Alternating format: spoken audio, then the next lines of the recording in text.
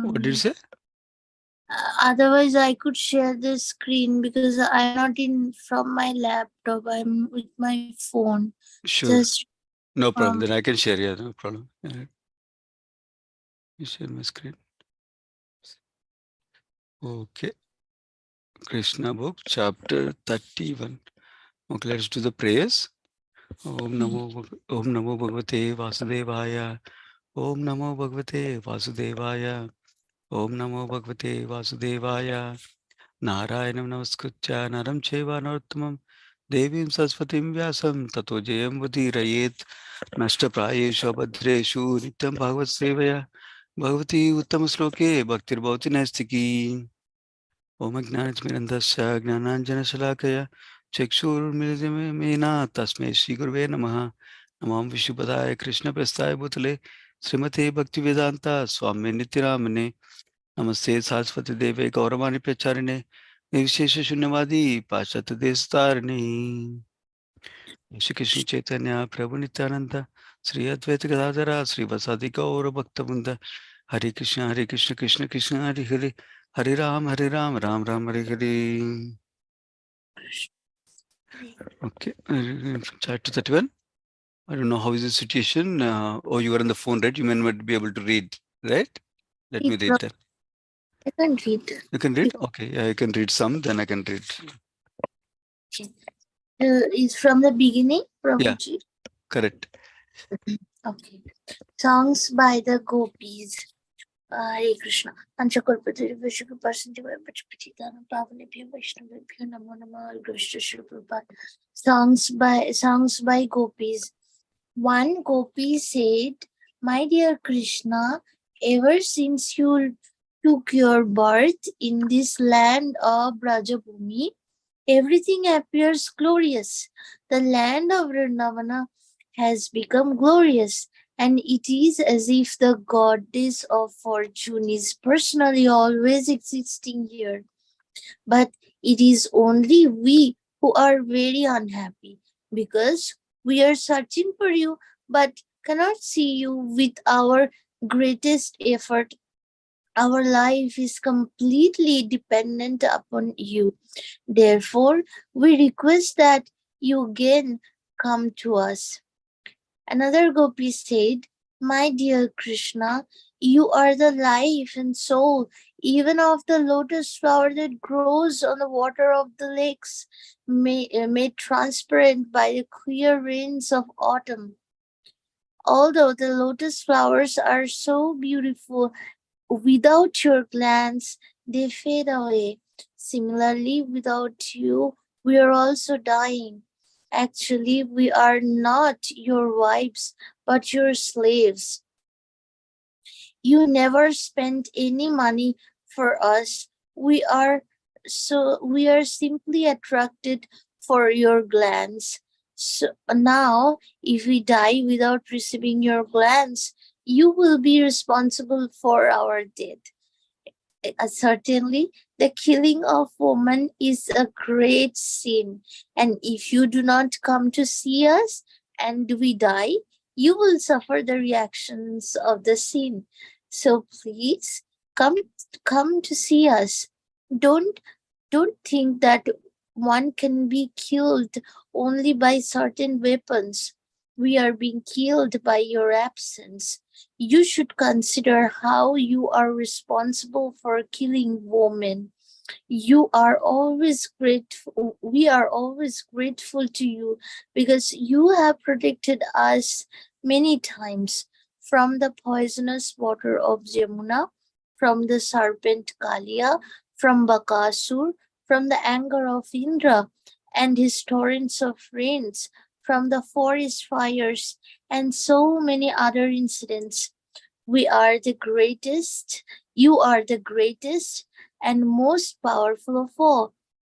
It is wonderful for you to protect us from so many dangers. Thus, but we are surprised that you are neglecting us in this moment. Dear Krishna, dear friend, we know very well that you are not actually the son of Mother Yashoda or the cowherd man Nanda Maharaja. You are the supreme personality of Godhead and the super soul of all living entities. We have out of your own causeless mercy, you have out of your own causeless mercy appeared in this world, requested by the Lord Brahma for the protection of the world. It is by your kindness only that you have appeared in the dynasty of Yadu. Best in the dynasty of the best in the dynasty of Yadu. If anyone afraid of this materialistic way of life takes shelter at your lotus feet, you never deny him protection. Your movements are sweet. You are independent, touching the goddess of fortune with one hand and in the other bearing a lotus flower. That is your extraordinary feature. Please, therefore, come before us and bless us with the lotus flower in your hand. Dear Krishna, you are the killer of all the fears of the inhabitants of Vrindavan. You are the supremely powerful hero, and you know that you can kill the unnecessary pride of your devotees as well as the pride of women like us simply by your power, your beautiful smile. We are simply your maidservants and slaves. Please, therefore, accept us by showing us your beautiful lotus like face. Dear Krishna, actually, we have become very lusty. Being has been touched by your lotus feet. Your lotus feet certainly kill all kinds of sinful activities of devotees who have taken shelter there. You are so kind that even the ordinary animals take shelter under your lotus feet. Your lotus feet are also the residence of the goddess of fortune, yet you danced on the heads of the Kaliya serpent with them.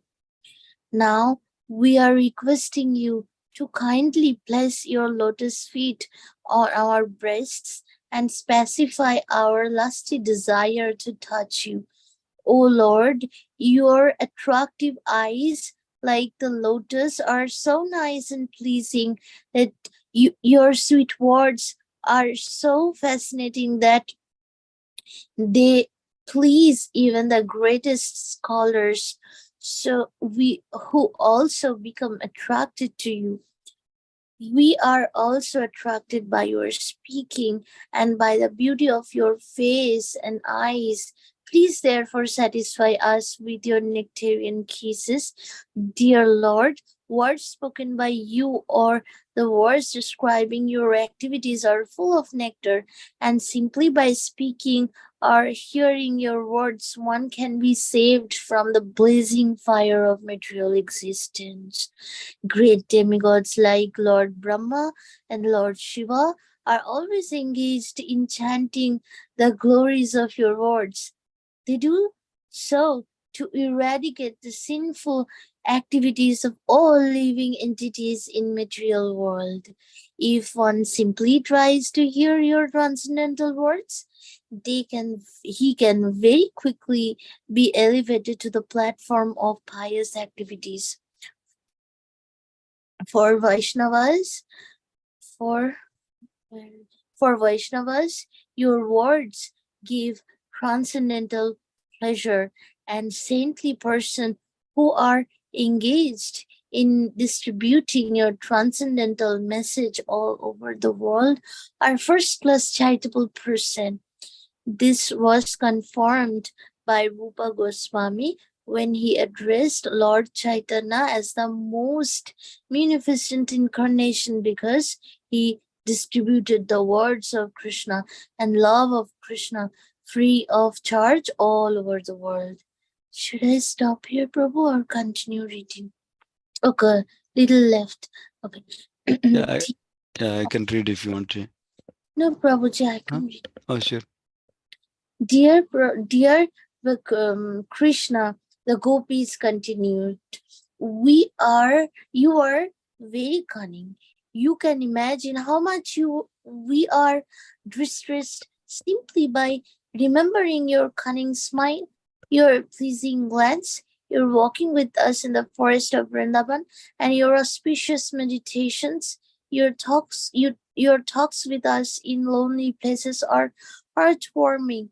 Now we are all aggrieved to remember your behavior. Please save us, dear Krishna. Certainly you know how much we are saddened when you go out of Vrindavan village to tend the cows in the forest. How we are afflicted simply to think that your soft lotus feet are being pricked by the dry grass and the tiny stones in the forest. We are so attached to you that we always think simply of your lotus feet. Oh Krishna, when you return from the pasturing ground with the animals, we see your face covered by your curly hair and dusted by the hoof dust of the cows. We see that your mildly smiling face, and our desire to enjoy you increases. Oh dear Krishna, you are the supreme lover, and you always give shelter to surrendered souls.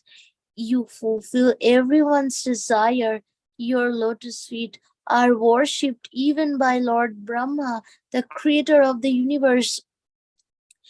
On whoever worship your lotus feet, you without a doubt always bestow your benedictions. So kindly please be pleased with us and keep your lotus feet on our breast, and thus relieve our present distress. Dear Krishna, we are seeking your kisses, which you offer even to your flute. The vibration of the flute enchants the whole world and our hearts also. Kindly, therefore, return and kiss us with your mouth of nectar. This ends the Bhakti Vedanta purport of the 31st chapter of Krishna songs of the gopis. Hare Krishna. Thank you so much, Matai. So it's a simple yet wonderful chapter describing Krishna's overall attractiveness, Krishna's nature towards his devotees, and his greatest devotees, Gopis' attraction towards Krishna. That's what is showing. This chapter shows us. So we'll go through from the beginning of the chapter. So first paragraph it's talking about basically the context of this chapter was that Krishna was was enacting the pastime of Rasa Leela with the gopis, and at that time he noticed that some gopis were feeling proud that, oh, we got opportunity to exclusively associate with Krishna like that. So then Krishna disappeared from that place. Then gopis were searching for Krishna, and at that time they tried to search, and they saw Radharani is also not there.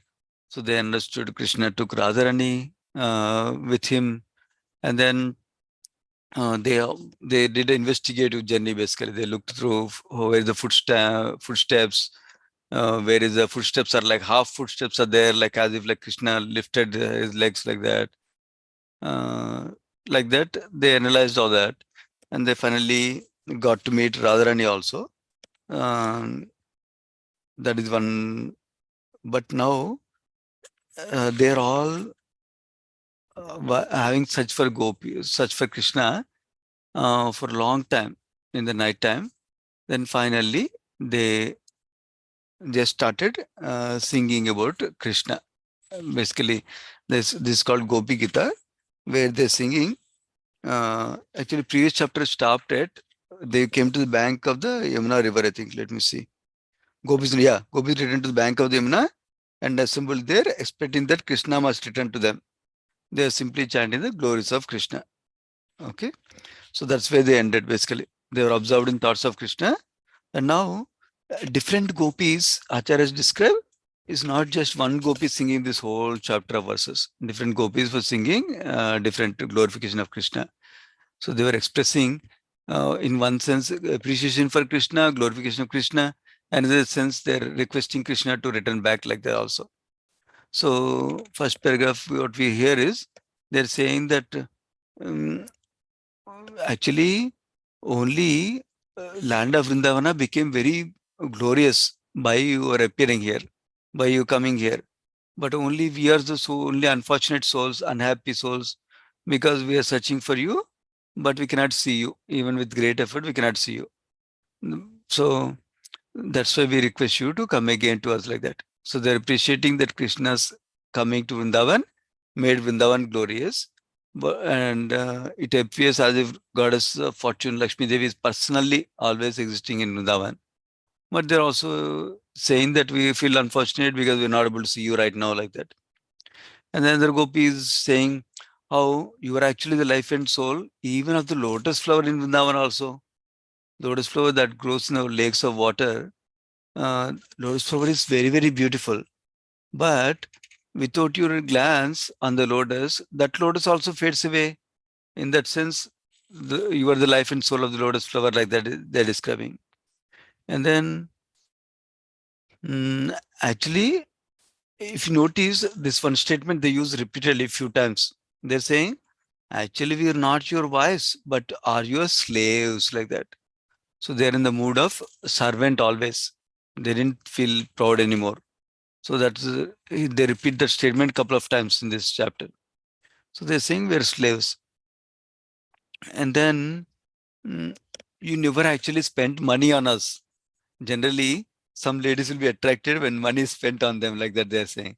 But even though he did not spend any money on us, on them, but they're simply attracted because Krishna's glance is so attractive. Krishna's glance, pleasing smile, Krishna's face is so attractive, like that they're saying. And then, interestingly, they start to blame Krishna that we are actually about to die because we are not receiving your glance. So now you think people will die only when you hit them with weapon. You think somebody may think, but actually we can die even without seeing you. So please come. If you don't come, then we'll die. Then that will be great sin on you only because you're killing women like that. Killing women is a great sin like that. They're saying, uh, and then now they're saying now, interestingly, they're remembering how Krishna protected in so many ways before. Some of the first times they're talking about. One is from the poisonous water of Yamuna, that means from the serpent Kaliya, and from Bakasura demon, from the anger of demon with Govardhana pastime, and then from the forest fire. Like that, you protected, you are the greatest and powerful of all. So it's very wonderful that you protected us from these dangers. But we are surprised that you're neglecting us at this moment. That's what they're not able to understand. On one side, he protected so many times, but then he's leaving us, leaving them and going like that. They're expressing their inability to understand Krishna's behavior like that. And then next word, next Gopi is saying, actually, you're not the son of Mother Yashoda or Nanda Maharaj. You are actually Supreme Personal Godhead, the Super Soul of all living entities. And you came here only out of your causeless mercy, not because you have to come. Like ordinary condition souls, we are sent here because we had some karma to face. Whereas for Krishna, he is not under modes of nature. So he came by his own causeless mercy and by the prayers of Lord Brahma, like that they're saying. So, and then they're glorifying that if anyone is afraid of this materialistic way of life and takes shelter of your lotus feet, you never deny him protection like that. They're glorifying Krishna like that. Then they also say you are independent and they're requesting him, please come before us and bless us with a lotus flower in your hand. So before that, they describe how he's touching goddess of fortune with one hand and lotus flower is there in another hand like that. So they're asking, please bless us with that lotus flower in your hand. Actually, I heard long time ago, there's lotus flower in Supreme Lord's hand, whether it's Krishna, Narayana. is for protection of devotees, like that is described. So how it is so, I also don't know, but that's how I heard it. Lotus flower and a conch also. Yeah. To give pleasure to the devotees, it's described. Of course, we know the chakra is for protection in the sense that it will destroy the demons, like that. Shanka, chakra, gada.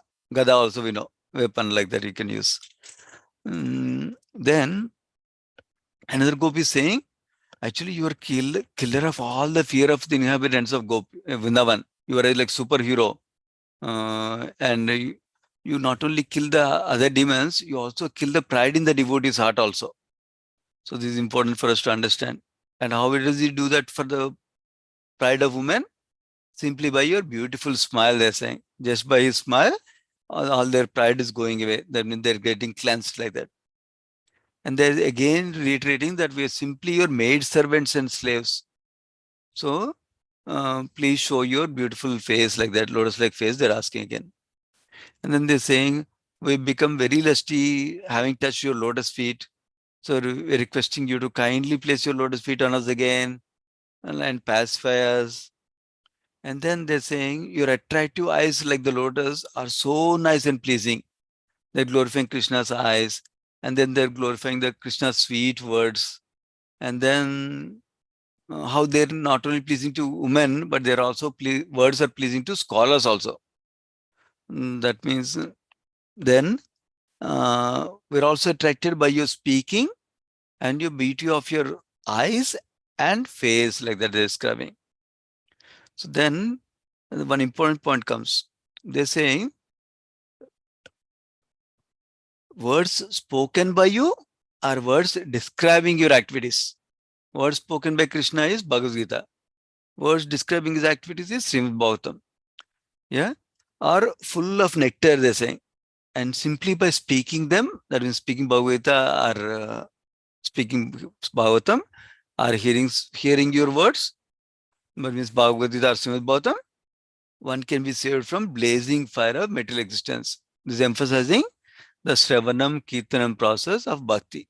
So those are the two main processes for us. So as long as we do it every day, sincerely, we can see a lot of progress. And this Shravanam Kirtanam can be in terms of the holy name, in terms of the Krishna's pastimes also. So great demigods, like they're giving examples. Great demigods like Lord Brahma and Shiva are always engaged in Kirtanam, chanting the glories of Krishna. So, and why do they do so? Not just for themselves. They want to eradicate the sin in everyone in the world, material world, like that.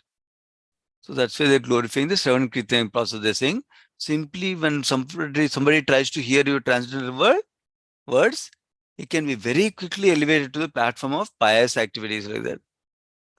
And then for the Vaishnavas, your words give transcendental pleasure. And saintly persons who are distributing this knowledge are first-class charitable persons, like that is describing. So this is important. This Krishna Katha acts on different levels for different people. So for the neophytes, it brings them to at least brings them to a cleaner platform to do pious activities. For elevated Vaishnavas, it gives them transcendental pleasure, like that. That's why Prabhupada describes Bhakti Yoga process is simultaneously sublime and easy, like that he says. So for a neophytes, it's easy to start practicing. And for higher devotees, pure devotees, they're relishing pleasure for everything they're doing for Krishna. Every time they remember Krishna, they're relishing the pleasure of Krishna consciousness, like that. Then next verse is there's another gopis are saying, you're very cunning. You can imagine how much we're distressed simply by remembering your smile, your cunning smile, your pleasing glance. You're walking us in the forest of Vrindavana and your auspicious meditations. They're saying they're feeling distressed thinking about all the pastimes they experienced with Krishna. So that's what they're describing here. And then we are so attached to you that we always think simply of your lotus feet. They're expressing that they always think about Krishna's lotus feet, like that. So the last paragraph, then they're saying, yeah, they're describing the scene. Actually, many acharyas describe this scene as a very important scene. Basically, every day Krishna goes to herd the cows and calves to the forest, and then every day evening he comes back. At that time is described, Acharya is described nicely. At that time, when Krishna is coming, first they see a big cloud of dust, it seems, in the sky. Then they'll understand, oh, Krishna is coming along with his cows, like that. Then slowly they're looking for Krishna. Now they're more intensely looking for Krishna. Then Krishna comes. When Krishna comes, they see the beautiful face of Krishna with the dust that is rising from the cow's hooves. That dust falls on the face of Krishna. It seems normally when we are covered with dust, we look dirty. We don't look so beautiful. But in case of Krishna, he's described as more beautiful with the dust that comes from the cow, like that. So that's what they're remembering. They're describing his smiling face, his curly hair, and face dusted by the hoof dust of the cows, like that. And then that time, they feel more and more pleasure at that time. And then they are glorifying that whoever worships your lotus feet, you without a doubt always bestow your benedictions. I mean, they have the confidence that if you worship Krishna, he bestows all benedictions to everyone, like that. So they're praying to please come back and give his association again. And they're little jealous of flute because Krishna is kissing the flute all the time. They're little jealous of the flute. So they're expressing their desire for seeing Krishna again one more time before them, like that. The next chapter will be how Krishna will return back to the gopis. That is the chapter and the next one. So we'll continue that one next time. We'll pause there. You have any other comments or observations from this chapter? Prabhuji, I want to share one knowledge that I got from Nita Sivni Mataji when she was Yes. describing 64 qualities of Krishna. Mhm. She was describing one quality is there Suram Suram Anga, like Krishna is very beautiful. Then then she was mentioning this that whenever we come from office, we get so tired and dusty, like or after a whole day work. Then people see us, they get afraid. Oh, this look like so bad, but uh, uh, gopis are attracted to that beauty of Krishna. Krishna is so beautiful. And also Bhishma Dev in the battlefield of Kurukshetra, and Krishna was sweating, and also the the dust of the horses are also on his face. And also when Krishna was trying to protect Arjuna sometime, then sometimes the arrows were like on his body, and little bit blood and wounds were there in. And Bhishma Dev was saying, then I want to meditate on that mm, Form beauty of of Krishna. that form of Krishna. Vishnu Dev got so much attracted. So I means by Krishna's mercy, those thing comes now. And also, Prabhuji, I want to ask one thing. Yeah. I don't know where I heard, because right now my notes are becoming busy, so I forgot where I heard that the Padma that Krishna Vishnu always hold in one hand is the one that Gajendra gave him. Oh, really? I don't know. Krishna does these pastimes wherein, in one sense, Krishna always has this eternally with him decorations, but in a sense, devotees also give him. For Yeah, example, Lakshmi Devi she's always eternal concert, but during the Samudra Mandana, Lakshmi Devi came like that, right? And then yeah, she married him like that. So that's given. But I did not hear about Gajendra. That is the same lotus flower. I did not hear. Probably I do not know. You heard like that? Makes sense. Yeah. I forgot, otherwise I could give you the reference. Got it. No problem. It must be maybe one of the devotees might have given it. You heard about the pastime about the peacock feather thing? Yeah, from Amarendra Prabhu's lecture. That one. Many people didn't hear from Amrendra Prabhu, but you heard the back story behind peacock feather, why Krishna wears peacock feather? I remember one. If Mm. that sense, can I tell you? Yeah, yeah. It, it's Radharani wanted Radharani, which is the most lovable peacock, was there, and she wanted Krishna to dance to make her peacock glad. Then Krishna was dancing. Then also the peacock joined. No, then then the Radharani's peacock actually defeated Krishna Mm. with Radharani's special mercy. And Uh, also peacock feather, there is Radha Nam hidden on it. Like that Prabhuji was describing, Amarendra Prabhuji, that Ra, Hindi, uh, Ra uh. and Akar and Dha and Akar is there in peacock feather. I don't know if that's Oh, really? Okay. yeah. Like Okay. I took a screenshot when Prabhuji's lecture. He was mentioning that Uh, how to see Radha in peacock feather, yeah. the name of Radharani. Then I took the screenshot. I Ah, nice. And what was what is the actual means? What Prabhuji? Yeah, I don't remember the full circumstance. All I remember was one of the peacock gifted Krishna a peacock feather. That's when he kept it on his head from that time onwards as a gift from peacock like that. That much I remember. I don't know if anybody remembers anything more. Aradhi Mataji, do you remember anything about how Krishna got the gift of Yeah, peacock feather?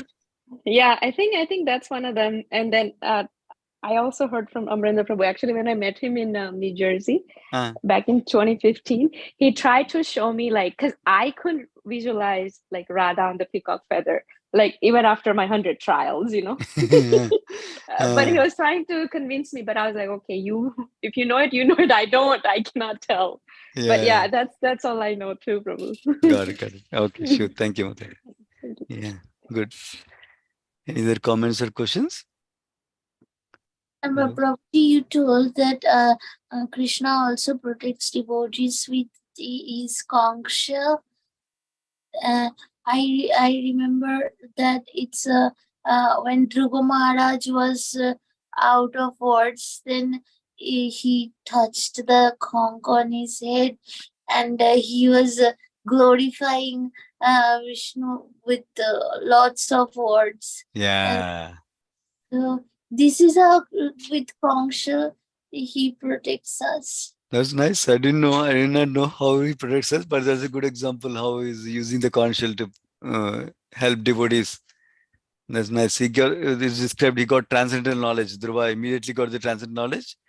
And even though he's a small boy, he got all the knowledge of the Vedas to glorify Krishna sufficiently like that. Yeah.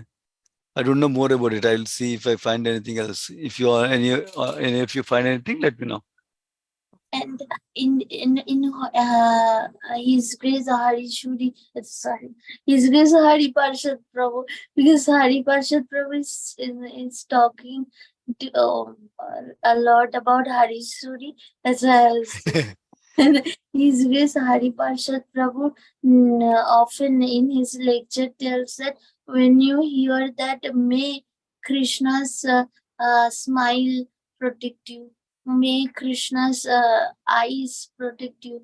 It means that at during the time of our during our last moment when we are leaving our body, then if we remember that uh, particular Leela or particular like Krishna's smile, Krishna's hand, lotus hand or concha, then we will get delivered. And this is how Krishna's every aspect actually protects us. May this Oh, Leela protect you. And he was mentioning the same in the in that day also in Sunil Prabhu's home. okay. Got you. That other Prabhuji who came? Yeah, got it. Yeah, Mm. Hari Parshad Prabhu. Oh, Haripashad Prabhu. Oh, got it, got it. Nice. I don't remember now, but glad to hear that. Thank you, Mataji Parampavan Mataji, for sharing. Yeah. So we can do next time again. Next chapter we can continue next week. So we'll pause here. Srimad Bhagavatam ki jai, Sri Prabhupada ki jai. Let's offer obeisance to all the devotees of the Lord. Vancha kalpatarubhyascha kupasindu bevacha padjanam pavanebhyo vaishnavebhyo namo namaha. Thank you so much, devotees. Hare Krishna. Thank you, Prabhu.